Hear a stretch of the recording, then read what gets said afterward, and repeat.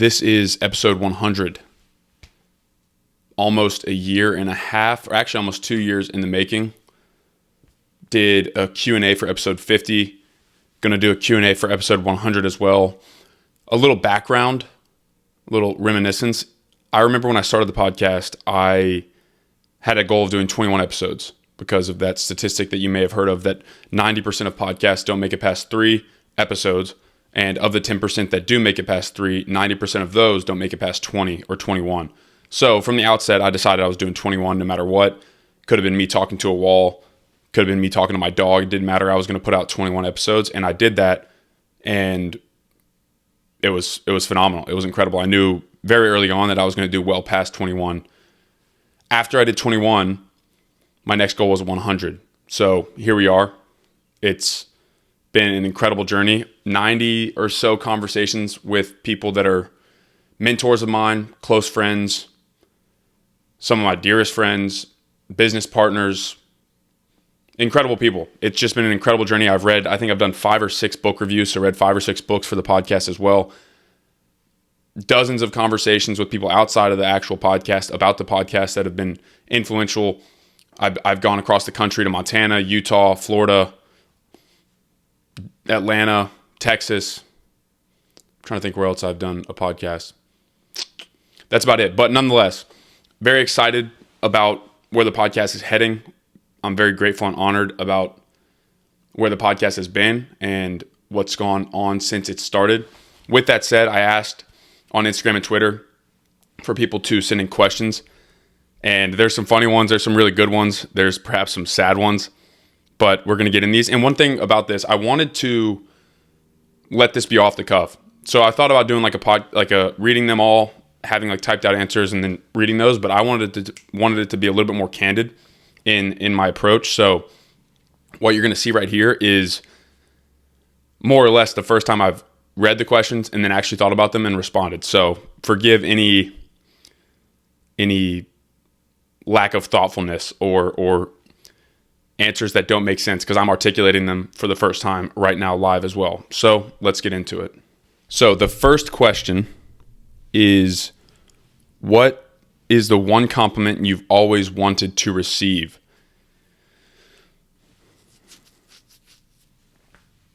The first thing that comes to mind there, I'll let you in on my thought process. I think about, okay, well, what compliments have I gotten? What do I want? What does this question actually mean? The first thing there is, I don't know what the Bible actually says verbatim, but well done, good and faithful servant. I want to be able to get a compliment from God after life that I did well, or that if you've heard of the parable of the talents, where a master he's leaving, and he gives 10 talents to one of his servants, 5 talents to one of his servants, and 1 talent to the other servant. He returns. The one with 10 talents invested it. The one with 5 talents invested it. The one with 1 talent buried it and hid it. So when the master returned, the one with 10 talents gave him a return on his investment. The one with 5 talents gave him a return on his investment. The one with 1 talent that basically was fearful and didn't use or utilize or invest the gift that his master gave him, he didn't give him a return on his investment. So I guess I want to be able to give God a return on his investment and his gifts to me, and hear at the end of my life, well done, good and faithful servant. That's a ironically juxtaposed question to the next one, because the next one's kind of funny. Why are you so handsome? And I thought about not answering this one just because it's kind of funny and a little bit, I don't mean it to be self-aggrandizing, because obviously this is subjective, but I actually do want to talk about physiognomy, because I think it's an interesting question. I think that physiognomy, which as I understand it is the physical manifestation or presentation of your face, like what does it actually mean? What does your body and your physical appearance mean, and what does it relay to people? Number one, from the male's perspective, this is not to be like self-aggrandizing. It really isn't, like, at all. But if you chew Mesa gum and nasal breathe, your jawline will get better 100%. It's happened to me without question. Mesa gum from Olympus gum is where I get it. It will increase the protrudedness, or like it will make your jawline more protruded, more pronounced, more sharp, which does make you just a more handsome person in general. Number two, what you eat absolutely plays a role. Obviously, being fit and having a relatively low body fat percentage. But there's this idea that I heard recently. I don't remember who it was. Maybe it might have been in the intro to Deep Nutrition, a book, but I could be making that up completely. I just remember seeing this or reading this somewhere, that the physical appearance of you and your children, or you and like the epigenetic way that you can alter your appearance, can impact the appearance of your children. And there's no downsides at all to having better looking children. I know that might sound vain. I don't mean it to be, but I really just genuinely believe that there's things that you can do that make you a more generally attractive person that will enhance your ability to interact with the world. Might be vain. I don't know. That's what I believe. I think that you can enhance how attractive you are. I don't think that should be like your main focus, because obviously beauty can be taken away. It says in the Bible very clearly that beauty can be taken away, but virtue cannot. So I would definitely not prioritize that over virtue. But I do think that there's no downside to being a more physically attractive person or having better physiognomy. So chew Masic gum if you're a man. I can't speak to women. I don't know. Work out, obviously. Eat real foods. And pray. Number three, how much do you love your mama? Well, that's obviously from my mom. So I love her a lot. And actually, in the context of this podcast, this is the 100th episode of the podcast. I probably wouldn't have started the podcast without her. So shout out to my mom for that. That we had a conversation on the couch one time when I was like 22 or 23. I was lost. Probably one of the darkest, actually not even probably. I would say it was the darkest time of my life. I was just finishing up my baseball career, which I devoted 20 years of my life and like an immense amount of energy and time and focus into. The end of that career I just realized towards the end of my career, I didn't really want to play professional baseball, and that was hard because I just invested so much of my life into doing that. So I was lost. I didn't know what to do, didn't know where I was going. And my mom said, why don't you just start talking to people? So what I did was I started talking to people. Like I vividly remember it. We were sitting on her couch. She said that, and it just clicked in my head. I'm like, wow, I'm going to do that. And so shout out to her for being one of the catalysts for me even starting this podcast. Number four, most surprising thing you have discovered or learned in the process. Could be from a book or life. Most surprising thing that I have discovered and learned in the process. I would say it's been surprising to me how many yeses I've gotten when reaching out to people to get on the podcast. And I think there's a meta lesson there. Reminds me of the quote by Steve Jobs that says something like, most people never pick up the phone and call. Most people never ask. And that's what separates the people that do things from those who just dream about them. You have to pick up the phone and call. There's a level of anxiety, at least in the beginning of the podcast. I mean, now at this point, there's not much anxiety. But I remember being like, oh, I can't reach out to this person yet. The podcast's not big enough, or I don't have a big enough following, or not enough listeners, or this person's not going to want to talk to me, or why would I be able to get this person? I have been remarkably surprised at how willing people are to help younger people in their journey if they are earnest, if they work hard, and if they're genuinely curious and humble. I have gained mentors and friends from this podcast that I literally would have never thought or guessed that would become a part of my like internal network. And the only reason that's the case is because I picked up the phone and called. Not literally, sometimes literally, but sent an email, sent a DM, sent a text to a friend to ask me to connect, or whatever it may be. I've been remarkably surprised by how willing and able and eager people are to help people that are earnest in their desire to learn and to grow. That's what I would say I've been the most surprised by. The next question, what do you think 80-year-old you would say about your first 100 episodes? That's a really good question. 80-year-old me,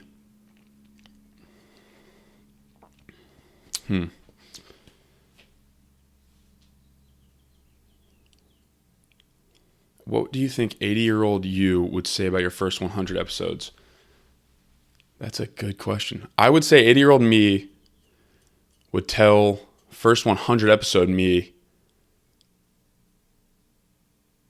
that I'm damn glad you did it. I'm damn glad you started, and I'm damn glad you kept going. Because there's this paradigm that I've heard, I think it was Alex Hormozy, but like talking about like writing to yourself when you're journaling or when you're thinking, like, what would 85-year-old self say or think or do? But when I started the podcast, like I'd obviously never done a podcast. I didn't know what I was doing at all. Didn't know how to record one. Didn't know how to do an intro. Didn't know how to have conversations on a podcast. Didn't know how to even upload a podcast or whatever it was. But I just started, and that's something that I think 80-year-old me is going to be absolutely stoked about that I just started and kept going. Because there's times where I didn't want to do a podcast, or times where I'm like, oh, this isn't working. The downloads aren't that much. It's not growing that much. It's not growing how I'd like it to be, whatever it may be. But I just kept going. And that led to one conversation, which led to another, which led to another, which led to friendships and mentorships that I've already mentioned. So 80-year-old me, I think, will say, I'm damn glad you started, and I'm damn glad you kept with it. The next question is, who is your favorite guest and why? I don't think I have a favorite guest specifically. I have guests that have become friends of mine, like genuinely close friends of mine, or I'm obviously very grateful for. Favorite guests and why? I would say the one I'm most proud of was actually my episode 2, which was with my papaw. He's 84, 85. He's a Navy veteran. Obviously the father of my dad, my grandfather. That was just a really cool experience because we got into some serious stuff. He spoke about my Nana, who was dying at the time of Alzheimer's and dementia, which was a brutal experience for him, and it brought out some real emotion in him.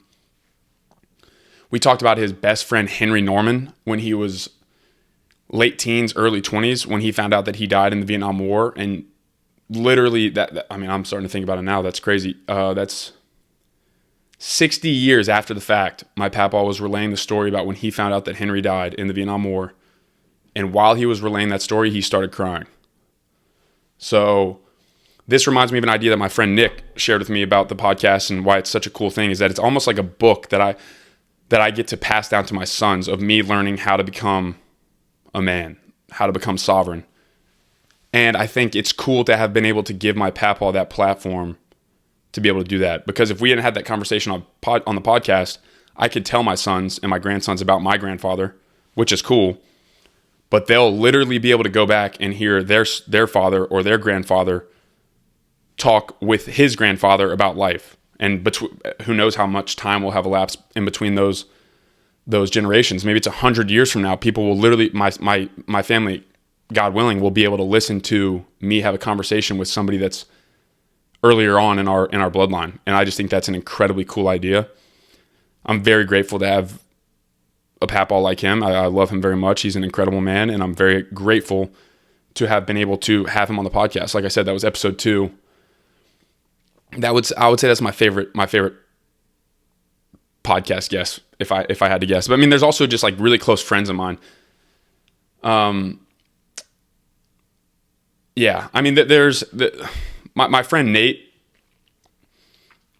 That's one of the biggest surprises of the podcast as well. He might be listening to this. I don't know. I don't mean to make him embarrassed or anything, but like that friendship, the friendship, like the genuine friendship that's come from that, and mentorship almost, because he's older than me and further along in life. I was not expecting that at all. And now he's a legitimately close friend of mine, and mentor. So it's just cool, because I wasn't expecting that. We've had incredible conversations. I've got to do cool things with him, and he's just a blessing in my life. So I think that's another cool one as well. That's episode 64, I believe. Okay, next question. What biggest challenges and setbacks you faced when starting Rough Rider? Okay, so I'm actually wearing a Rough Rider shirt right now. We just sold out yesterday of the Roosevelt, our first product, which is incredible. Extremely grateful and honored for the support and the feedback. It's very cool. I started with 2 of my best friends. We've been building it for about a year. It's very cool to build something with your friends. Very, very cool. Biggest challenge and setback. There's this law called Hofstadter's Law. It's not really a law, but it's like an idea by a guy named Hofstadter, ironically. The law is, a thing will take longer than you expect it to, even after considering Hofstadter's law, it's obviously funny, but there's a lot of truth in that. We were expecting to launch like November, like last fall, 2024. And building something in America, especially clothes, is very difficult. So I would say the biggest challenge and setback there is just, it's similar to the podcast. None of us had ever started a clothing brand, especially not in America, not custom cut and sew from scratch. It's not a t-shirt either. Like, this is a legitimate button up with plackets and buttons and embroideries and collars, and it's just there's a lot that goes into it. So, and labels, like you don't even think about like what it takes to actually get labels and custom labels and things of that sort. So just the biggest challenge and setback was navigating the American supply chain and trying to dial that in. We're not obviously where we want to be, but we've learned a ton actually, and we've been blessed with the partners that we have thus far. But yeah, the biggest challenge there is, it's not really a meta principle, but just navigating the American supply chain. How do you think the conflicts going on around the world will shape the current generation? That's a very vague question, but there's this idea that I've thought a lot about, that like the human condition is not unique, the circumstances are. So I honestly think that young men, I'm going to speak for myself and in the stage of life that I am, but like for young men, there's always been challenges similar to the ones that we see now. So I think that they'll just continue to shape us as they always have. Like there's going to be evil, there's going to be battles, there's going to be fights and wars for good against evil. And the conflicts around us right now are just another sort of set of those. So I think that it's just a chance for a young man like myself and like you, if you're listening, to build ourselves up into being worthy of the challenges and the cross that we have to carry. So that's a vague question, but I think that leaning into them, I'm a fan of leaning into the challenges. There's this is a good point. Esther 4:14, I believe, is the verse.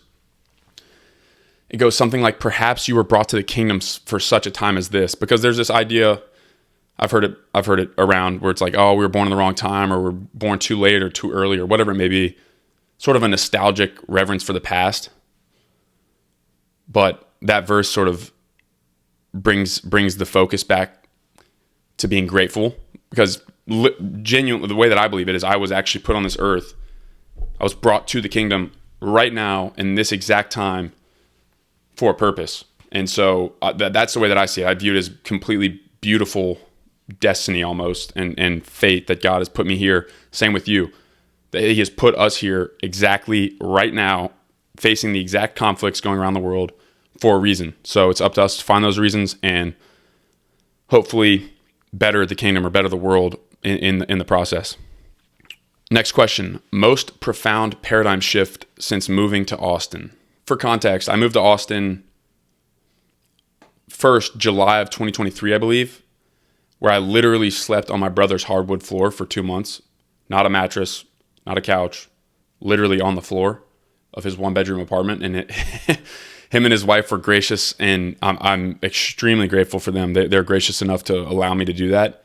At the time I had started the podcast, I was building a business called Tyro Glass that has since been dissolved.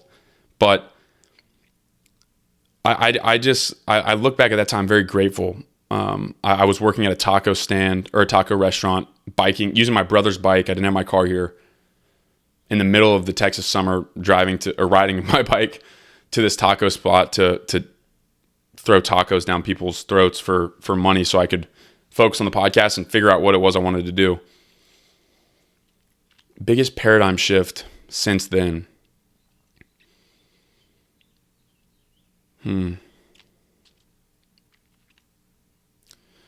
I've also met so many people, and like I said at the beginning, I'm thinking through these right now in real time. So forgive any drawn out answers or non-clear answers at the beginning. I'm still trying to suss this out. But biggest paradigm shift, because the other thing I could think about is like the rooms. Like what rooms do you put yourself in? That's one of the reasons why I wanted to get out of Atlanta. I realized that I loved Atlanta. I loved growing up there. It was a great place, but I realized that the rooms that I wanted to be in were not in that city. The rooms with the people that I wanted to be around were not in that city. So one of the biggest paradigm shifts for sure is you got to put yourself where you want to be. You have to put yourself in the rooms with the people that you want to be around, because that's the only way you're going to be around them. And in the world of digital nomadism and online work and all that, and Zoom calls, it can be difficult to do that. There's like a strong push to sort of isolate and just work in your high-rise apartment or whatever in your room and just make money online. But there's something you can't.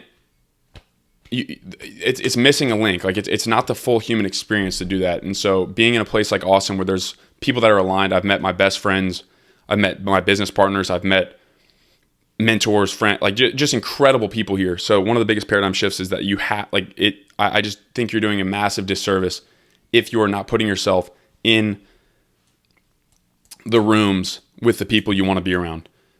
Another thought that comes to mind off that question is the idea of like living at home. I lived at home for a little bit after college, and I think and this is me saying this, I think it's an awful idea. I think it's really bad for young men to live with their parents in the comfort of their own home. It detracts from your growth at an exponential rate. Like you literally atrophy. I think you atrophy in a lot of ways. So if anybody's listening to this, might not be what you want to hear, but I cannot encourage you enough to move the hell out of your parents' house. Doesn't matter how much money you're making. Doesn't matter how much you love your parents. Doesn't matter at all. I would encourage you to get the frick out, and leave, and just not. It has nothing to do with your parents. I love my parents very much. I'm sure some of you that are living, if you are living with your parents, you love them, and they're gracious enough to allow you to stay there.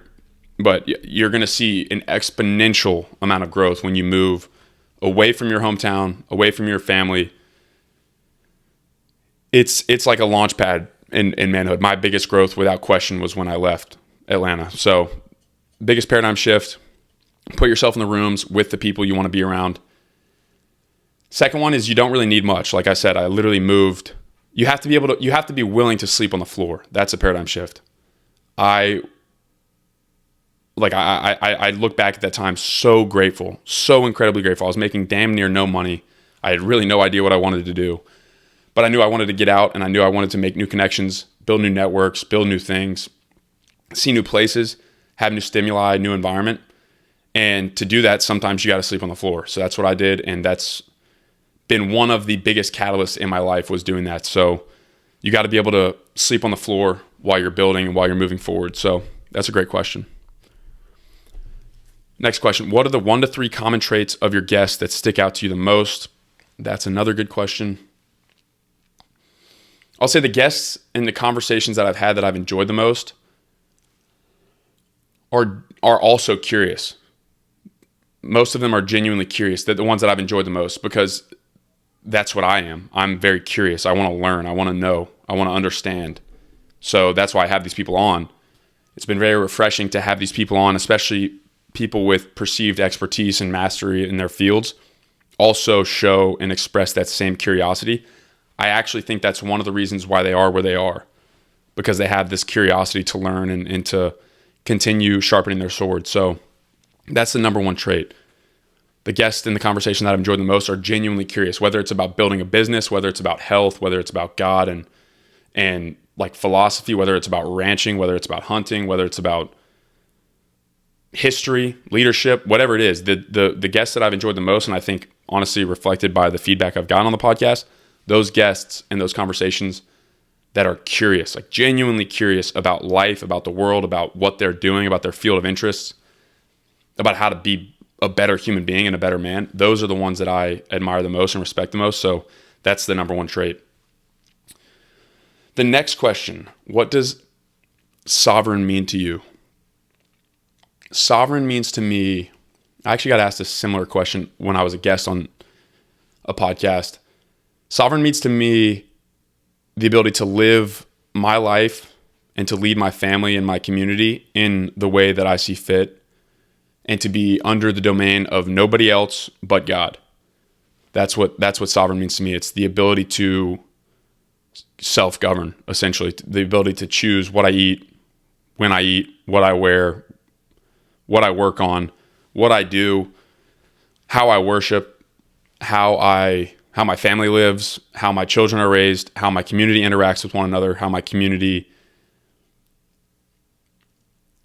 builds and lives with the environment around us. So yeah, I would just say sovereign to me is the ability to live life how I see fit, lead my family how I see fit, and to be under the domain of nobody else but God. So that's what sovereign means.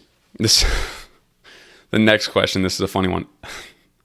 Is Michelle Obama a man? That's a good one.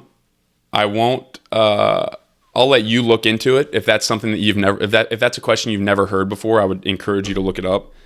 It might sound preposterous to some of you guys listening to this, but I also think there's this idea that people's reactions to outlandish questions like that can tell you a lot about them, a lot about their state, a lot about what they do, what their interests are, and how curious they genuinely are about the truth. Because of a question like that, immediately, if you catch yourself being like, what the hell type of question is that? You start getting defensive. I would encourage you to open your mind a little bit. The same thing about like most quote, air quote, conspiracy theories, like the 9/11 stuff, the moon landing, JFK, all these conspiracies.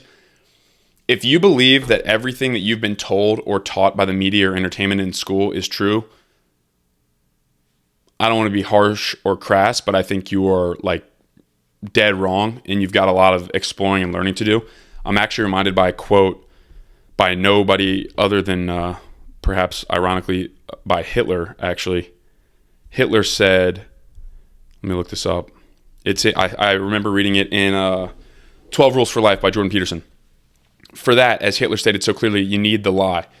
In the big lie, there is always a certain force of credibility because the broad masses of a nation are always more easily corrupted in the deeper strata of their emotional nature than consciously or voluntarily. And thus, in the primitive simplicity of their minds, they more readily fall victims to the big lie than the small lie, since they themselves often tell small lies in little matters, but would be ashamed to resort to large-scale falsehoods. It would never come into their heads to fabricate colossal untruths, and they would not believe that others could have the impudence to distort the truth so infamously. Even though the facts which prove this to be so may be brought clearly to their minds, they will still doubt and waver and will continue to think that there may be some other explanation. Also reminded by, I think it's Mark Twain who said, it's easier to fool a man than to convince a man that he's been fooled. So understand that's a little bit off the track from the is Michelle Obama a man question, but I do think, look into that. Very strange, interesting stuff going on. There's also the question of whether or not Macron, the president of France, is married to a guy as well. But nonetheless, those types of questions I think are actually really interesting to their insights into people's worldviews and the states of their mind and how curious they are about the truth. Because as Hitler said, people are much more susceptible to the big lie than the small lie because you yourself, you listening to this, me speaking, we have told small lies. But we almost can't comprehend the idea of somebody telling such a colossal untruth as an example is whether or not Michelle Obama is a man or something like that. So open your mind, learn for yourself, be genuinely curious is my answer to that. Next question, which dream podcast guest? Dead or alive? So it says dream podcast guest, dead or alive. Other than Jesus, that's the question. I'm going to add on to that. Other than Jesus, because I would like to speak to Jesus the most. That would be incredible. Like real, as he was a man walking the earth, Jesus. Other than that, I think Teddy Roosevelt, because Theodore Roosevelt has been instrumental in my worldview as a man and shaping how I view things and sort of the romanticism that I perceive life with and move through life with, or at least hope to. The like dogged, rugged, utterly vital, energetic way that he went about life, the way that he could not be held down for an extended period of time, the way that he dealt with human emotions just like we all do, like depression, like anxiety, like fear, like all these things, but he overcame them and was an absolutely completely prolific man. I would love to sit down with Teddy Roosevelt and have a conversation. That would be incredible. Next question. Who is the most successful person you know and what makes them successful in your eyes? Oof. Who is the most successful person that I know and what makes them successful in my eyes?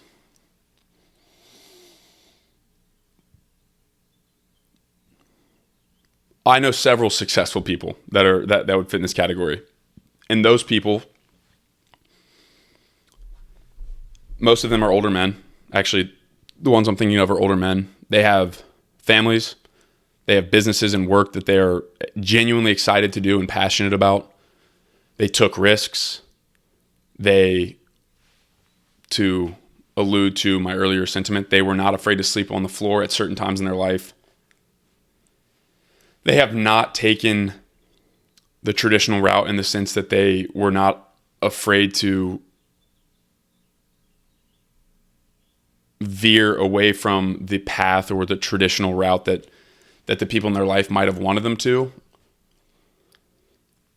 And they all have relationships with God. They all are grounded in the truth. They all are servants of a higher power of God. So, yeah, that's what makes them successful. I don't want to relay their names, but there's a couple people I'm thinking of, a couple men that I'm thinking of that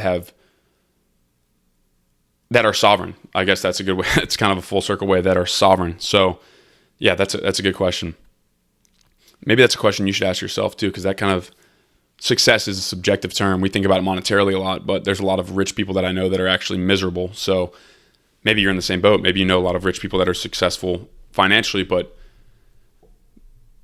quite literally very unsuccessful in other domains of their life. So maybe that's a question you should ask. Who is the most successful person you know and what makes them successful? Last question. This is